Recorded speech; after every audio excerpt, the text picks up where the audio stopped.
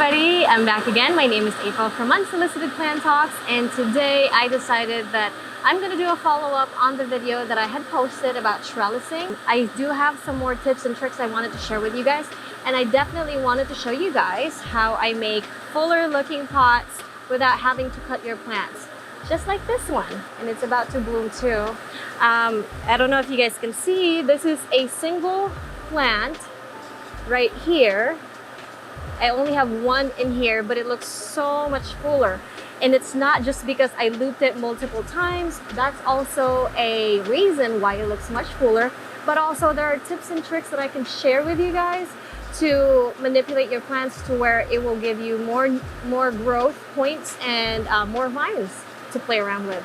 So after I posted the last video, a lot of you guys had asked me, what if you already have something that's already established and you want to trellis it? I mentioned that some of the leaves are going to be upside down. They're not going to be looking as nice because they didn't mold onto your trellises. I actually gathered multiple plants from the greenhouse, some random plants that are just growing crazily here in the greenhouse, and hey, we're gonna learn together. I don't really have a specific way, or anybody, I don't think there's a specific way of how to trellis plants, but let's do it together. Maybe we'll learn something together at the same time. Also, along with that, I do want to share some of the tips and tricks that I do and I use in the greenhouse to make fuller trellis plants. I want to start with a Matilde. Some people call it Matilde. I call it Matilde. So here's the gorgeous vining plant. One of the questions that I get asked a lot is, how do you know if you should trellis a plant or you should let it hang? At least my general rule is, if the leaves are small like this one, you don't necessarily have to trellis it because it's going to keep growing no matter what. It's not as heavy.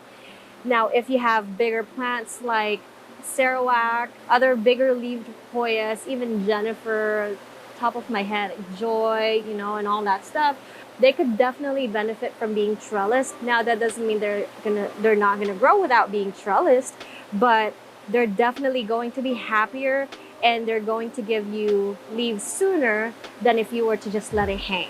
So let's start with Matilde. I have multiple of these pots in the greenhouse that are still in soil. I was going to repot them, but you know, they're thriving, so I didn't want to change the condition for right now. I started a new mama plant or mama pot with just the cocoa husk so I don't accidentally overwater it. This specific one is still living in my old soil mix, which is just bark, peat-based soil, perlite. This was my old mix. I don't use it anymore, but at the same time, I didn't want to switch this out because it's thriving and it's happy. So I just started a new mama plant in my new mix now. Well, quote unquote mix. I just use cocoa husk if you guys are wondering. But this one, I think it looked really good trellised. So I have my plant that I wanted to trellis. I have this hoop trellis that I picked for this specific plant.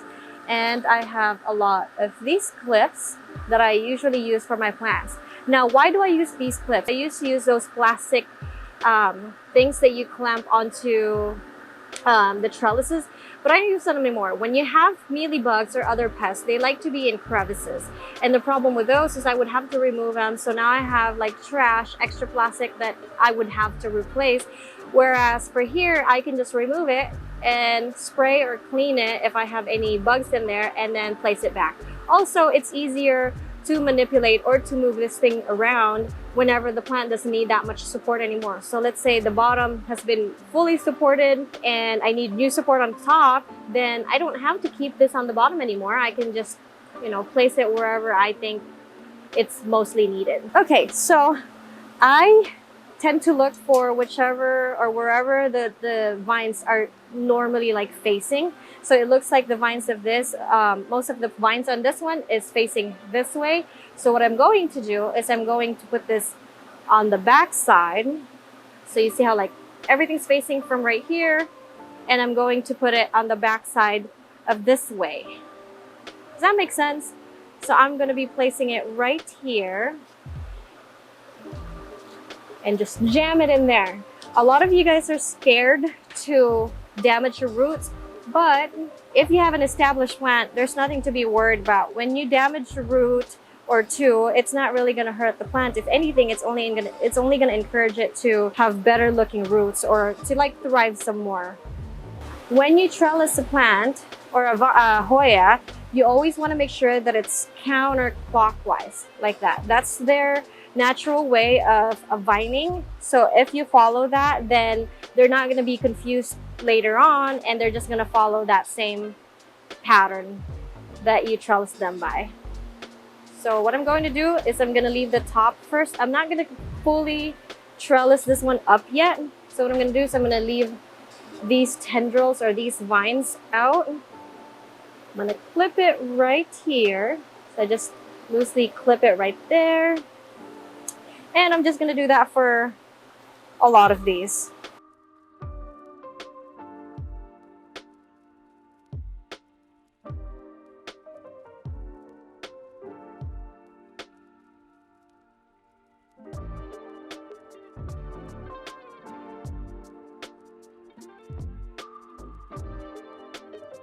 I reuse clips to hold multiple vines at a time, so I don't end up using multiple or a lot of clips.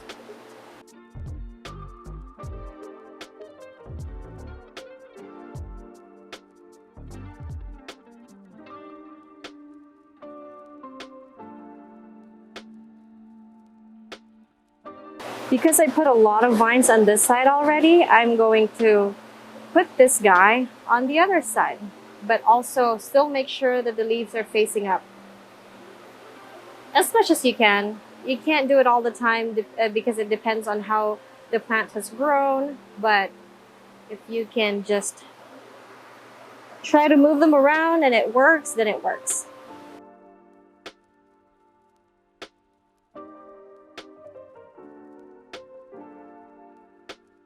Sometimes vines that are loose like this, okay, I don't know if you can see, sometimes vines that are loose like this guy, remember, you don't want to put them on the trellis too tight. So what I would do is I would just, remember, always counterclockwise, try to guide it if you have a long enough vine to use the other vines as a support, just like that. And that way, this vine is just going to continue climbing onto that and to this side of the trellis.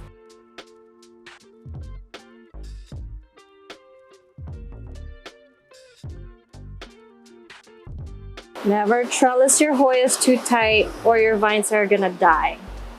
Never forget. Okay, I actually am pretty happy with this already. Let me see if I can show you guys. I'm pretty happy with this.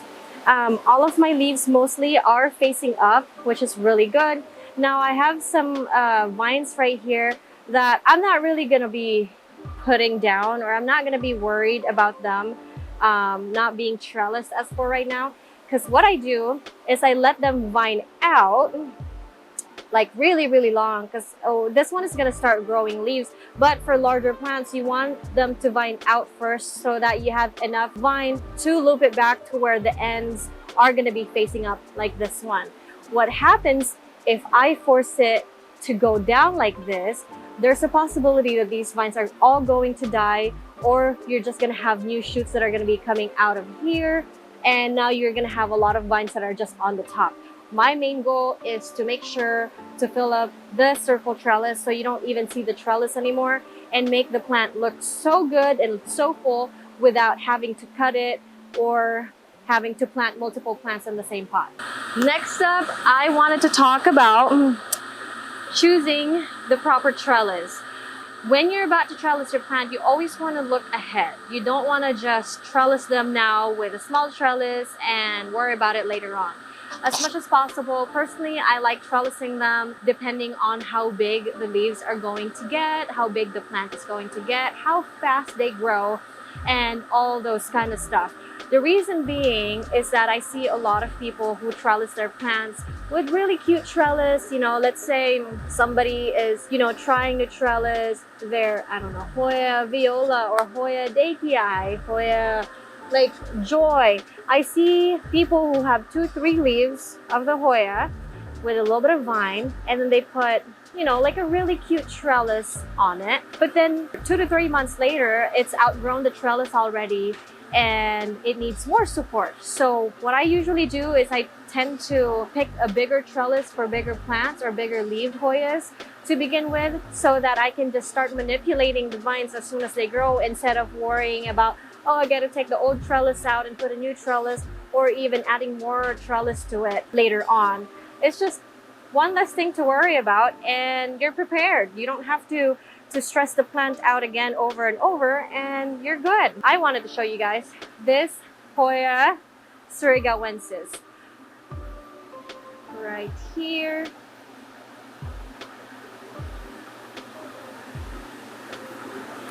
This was a single plant that I bought from Facebook last year. I think it had 2 to 4 leaves, if I'm not mistaken. It's from Hoya. And yeah, I've trellised it early on, and it's, can I explain things like this? Now, I don't know if you guys can see it. This is a huge plant. And suryga, they grow really, really fast. They're easy growers. I think they're very underrated because they turn red, the leaves are massive, and honestly, it's very, very, very easy to care for, and it's very rewarding afterwards. I wanted to show this to you guys because this is a really good example of what I'm trying to tell you. Now, I have 2 plants in here now. So I have 2 plants in this big pot, and I'm actually using, I believe this is a 24-inch ladder trellis right here. And what I did with the Hoya was I tried to make it go sideways. The reason being is if I just let them go on top, Hoyas always tend to vine up, okay? So if I just trellis this and I trellis it going straight up, then it's just gonna continue going straight up. If I trellis it sideways, just like this, then I'm gonna have enough plants to fill in between before it starts overgrowing on the top. Also, one other reason why I did this, so let's say you have a plant, and even if you trellised it sideways like that, you still don't have enough vines or enough coverage on certain areas. Now, here's what I do. When you trellis a plant like this and you wanted it to be fuller, when you bend a vine right here, remember, Hoyas don't like going anywhere else but going up top. So when you bend it, the Hoyas don't like it. They think that you're trying to put it down, and downwards is a no-no for them. So what they do is they will send out a new shoot right here. Maybe this side is better.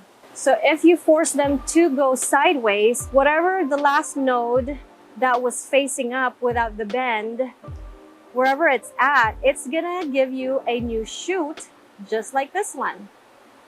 You see, because I bent it right here, the Hoya didn't like it, but it didn't die because I didn't completely bend it down. It didn't die, it continued to grow, but it also gave me a new shoot right here as an insurance. So for insurance for them, they're gonna put out a new vine just in case that vine dies, then they have a new way of going up. So this is actually a really good example if I can show it properly. It's the same deal over here. You see, I also have another vine right here, and that is because, so this vine, I don't know if you guys can see, this is so hard. So this vine, you see how I have a new shoot right here, a new shoot right there, and it's coming from this angle right here.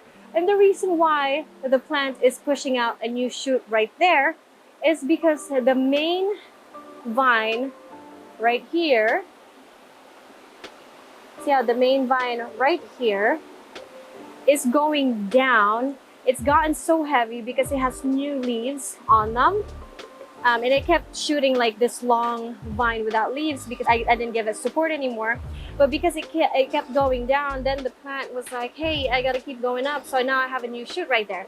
And because now I have a new shoot, that's what I'm trying to aim for. Now this vine right here, I can now put it like this and clip it to the trellis, just like this. And now that I clipped it and I gave it support, now that leafless vine is now going to continue pushing out more vines on the top. As you can see, the bottom is the only area that's very, very full so far. I still have a lot of space on the top that I can fill up. And yeah, we're working on it and it's doing great. So it's the same thing as this one. I'm waiting for it to be very, very long and leafless like how it is now. And it's not gonna grow any more leaves until I give it support. And I think this is ready. So I'm going to loop it to where I think it looks the best. And remember, always loop your vines counterclockwise. That's a really good example of what I'm trying to say about manipulating your plants. This is Hoya Patcharawalai 023, also known as Icensis 023. Very easy grower, beautiful, simple leaves, and they get red actually with bright light, but I kind of like them this kind of green with black edges. I think it looks really pretty that way and it looks really classy and very, very, very easy to flower in my experience. This one's just about to open and it's so pretty. Now, here's another example that I wanted to show you guys. You see how this Icensis, I trellised it on the stake, and once it hit this area right here, when it got too heavy and it went, well, when it got too heavy and it started going down, you see what the plant did? It gave me another vine. So now I have multiple vines to work with. So for this guy, I'm going to remove the old trellis because it's overgrown it. And I'm going to use this big one because Icensis are fast growers and they have decent sized leaves. So you don't want to use a small trellis for this one. Now I have it in a 4.5 inch pot right here. This is definitely not going to fit your pot, but I trellis them anyways with one leg sticking out. So when I'm ready to repot this, I can just plant the whole thing. Jam it in there. Now we're in there right here. I have one leg out and that's completely okay. All right, clip time.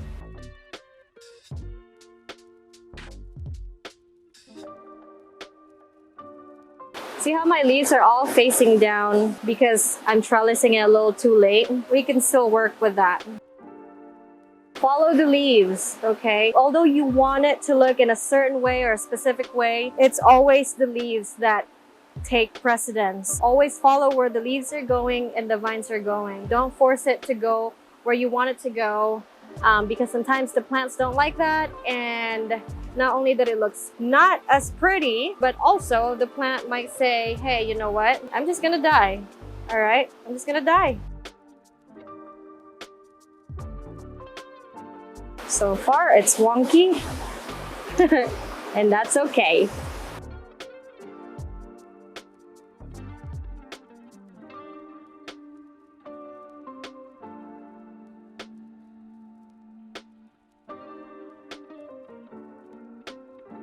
Remember, counterclockwise. All right, so there we have it. Now, these right here, although they are facing a specific way, like that way, over time, they're going to kind of tilt towards where the sunlight is. So if I put this plant facing the light from this direction, these leaves are actually going to turn this way, right here. But as for right now, this is pretty good. I don't really have any upside down leaves except for these ones, and even with these ones, they don't look too bad. These ones are wonky, so I'm just gonna put it like extra support. But yeah, so this is our Hoya Patcharawalai 023. Not too bad, not too hard. So the things that I wanted to mention again over and over is counterclockwise, and do not trellis your Hoyas too tight. Do not let the ends end up pointing down, and just have fun. Be creative. So you see how it's bent right here, so I looped it sideways like that. I'm either going to have a new shoot right here from this node or right here from this node. And when I have a new shoot, I'm not gonna trellis that vine right away. I'm going to let it vine out as long as it can, and then I'm going to loop it side to side again so that I can fill up this whole trellis. Next up, I am going to trellis this Hoya kodata Sumatra. One of my favorites because they're just so cool. They are pubescent, they are hardy, easy growers, and they have such fuzzy flowers. They're so beautiful. So I'm gonna trellis this one up, and I'm gonna show you guys how I trellis this one. With this one, I'm going to use another hoop trellis just because that's what I have here in the greenhouse. And honestly, I love hoop trellises. So I have these hoop trellis right here, and I'm going to jam it in my 2.5-inch pot. I'll repot it later, but the Hoya is really happy right now. So we have this guy right here, and remember, counterclockwise. So you always wanted to put support at the very base, right here. So that's what I usually do. Very first thing, put a support right there, and then work your way up.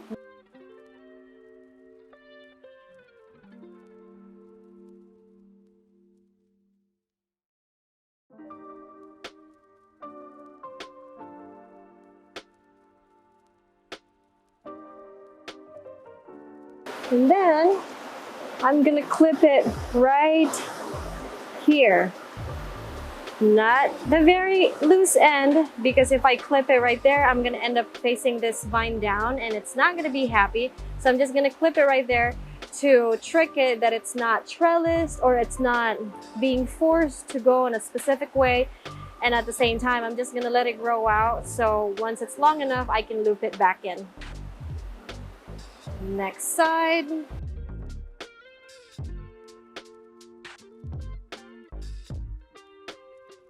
And ta-da!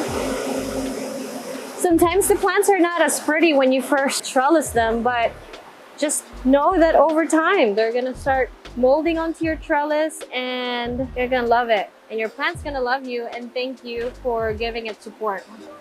So not only the trellises are very, very pretty and very, very cool in my experience and in my own opinion, they're also very, very helpful. So right there. And we have a trellis kodata. Next thing you know, because these guys are fast growers, next thing you know, it's gonna look like elliptica I showed you guys in the beginning.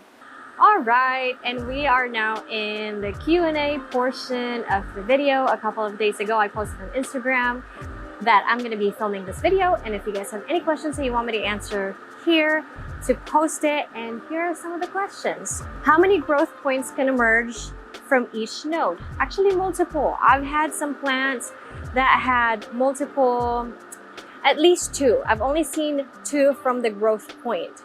I haven't seen anything more than that, so I don't know if plants are capable of doing that, but I know for a fact that you can have at least 2, well, 3 actually, because 1 main stem, you have your node, and then 1 from each side. So yeah, 3 total. Next question, how bright is your brighter greenhouse? 50% shade block or less? The first greenhouse that we use for sun stressing, it is made with polycarbonate film, so it's harder and thicker to begin with. And then we painted it with a diluted white paint, and we did 2 coats. And then I have an illuminate that's 30%, and that's all we have. What is my favorite Hoya flower? Which one has the best smell? Which one has the worst? I personally haven't really smelled, no. My favorite Hoya flower so far is SLM02. I think it's really unique and really beautiful, and I really like that deep red color in the center. Which one is the worst? I would say for me personally, and not a lot of people agree with me in this one, but I don't like the Wayeti Bertonier, like the species F. Bertonier.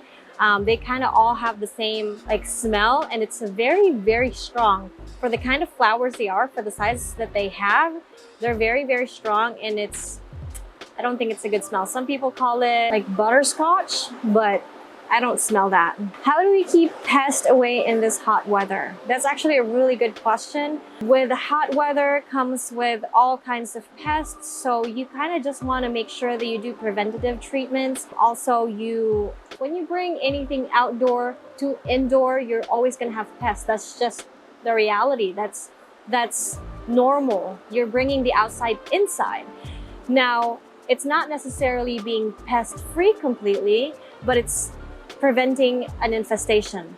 You will have pests, and I'm not saying everybody has pests or something in their collection, but more than likely you will always have something that's like critters that are crawling in your soil medium, whether they're good or bad. You will always have them. It's the fact that you don't let them fully take over your collection, no infestation happening whatsoever. I think this is also a really good video to make. Be very, very careful when you're using pesticides or anything like that. You always want to make sure that you're using it within the certain amount that they want you to use per label. You also don't want to be mixing up pesticides left and right, back to back, because you're not seeing immediate returns. The reason being is because, just like us, pests actually can develop tolerance to them. So if you're using like heavy pesticides or anything like that, and you feel like the pests are not going away, or you just can't kill them for some reason, there's a possibility that that specific group or that specific generation has developed some sort of resistance to what you're using. So it's good to mix and match, but always do your research, always follow labels and directions, and also try to do neem oil. We do a lot of neem oil in our greenhouses, and it works wonderfully. What kinds of trellis you can DIY at home other than a stick? A lot of things. I can use literally anything and everything that I could that's strong enough. So you can use old wire hangers. You can even use plastic ones. And I know they will have like odd shapes, but if you're trellising in a way that I do, where my final goal is always to completely cover the whole trellis, then you can literally use whatever you want. Be creative. Does chopping promote growth? Yes, it does, but I can't promise you that it's going to give you multiple nodes or multiple growth points. When you chop a plant, yes, it's going to start growing from a different node again, but it can just extend your plant. It's not necessarily going to make it bushy. And that's why I explained earlier, you can manipulate your plants in a certain way when trellising, so that you don't have to trellis, and at the same time, it's also going to give you new growth points and new shoots. Can you list a few Hoya that can tolerate maybe direct light like a champ? There's a lot.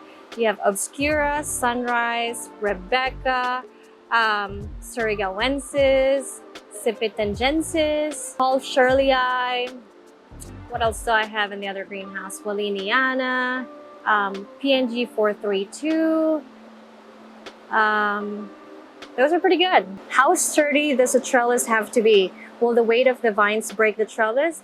It depends. What are you trellising? Over time, when you have a really, really mature Hoya, sometimes the stems become like a trunk. I don't know if I have one here, but they can definitely get really thick and really heavy. So you want to prepare for that. You don't want to just use a flimsy trellis because it's not going to hold it. Now, if you're trellising something small, or like Hoyas that have small leaves, then I don't think it's that big of a problem.